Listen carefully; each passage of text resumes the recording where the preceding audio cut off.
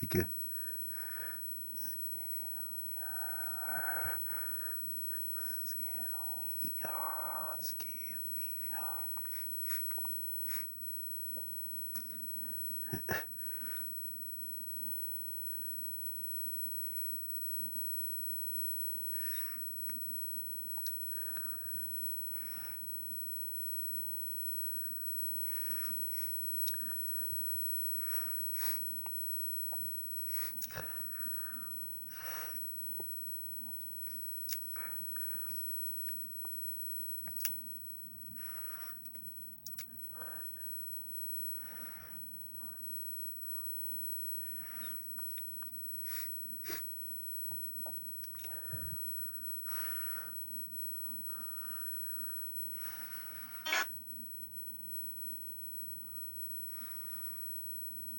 Trusted, local.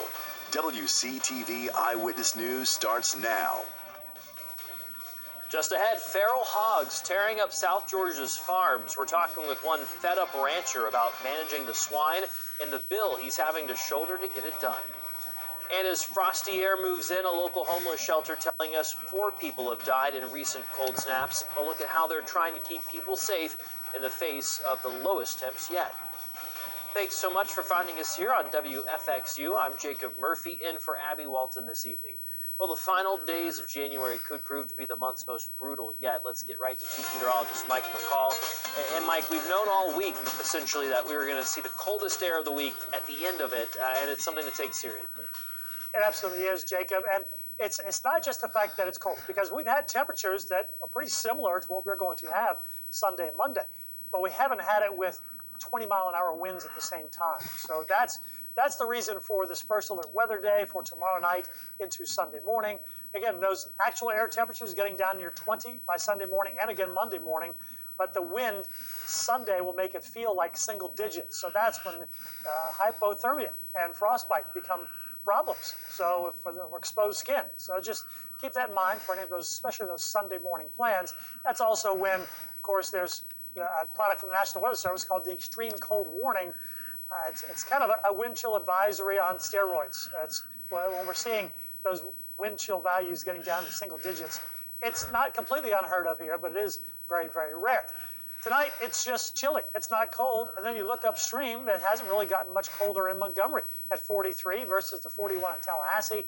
Apalachicola is at 50 degrees. And the wind, no problems. Got the calm winds. So temperatures will continue to drop a little bit.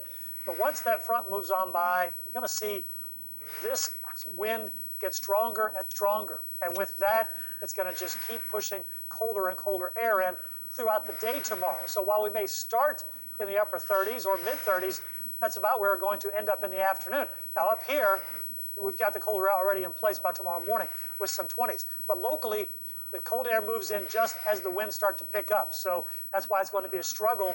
We may see a couple spots touch the low 40s. For almost all of us, our actual high will be what occurs overnight. It will be before the sun comes up, because once it does and the wind's blowing 30 to sometimes 35 miles per hour, yeah, those are the kinds of gusts we're talking about. And look, we're even seeing some forecast gusts up close to 40. So yeah, those loose items in the yard, kind of treat it as you would a low-end tropical storm, where you get those gusts that are tropical storm force. That would be 40 miles per hour.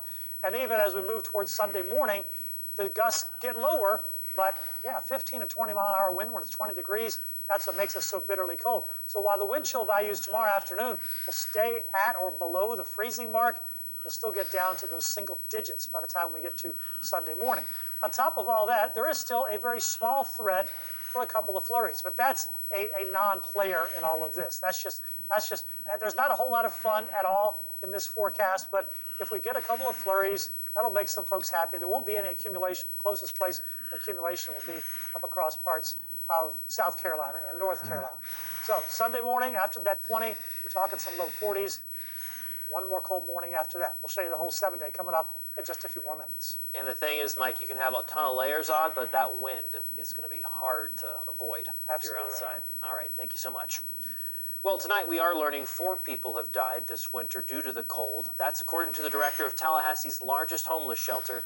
Our Capital City correspondent Matt Hoffman explains what steps are being taken now to prevent those who are most vulnerable from these extreme temperatures. Wilson says 4 homeless folks have died.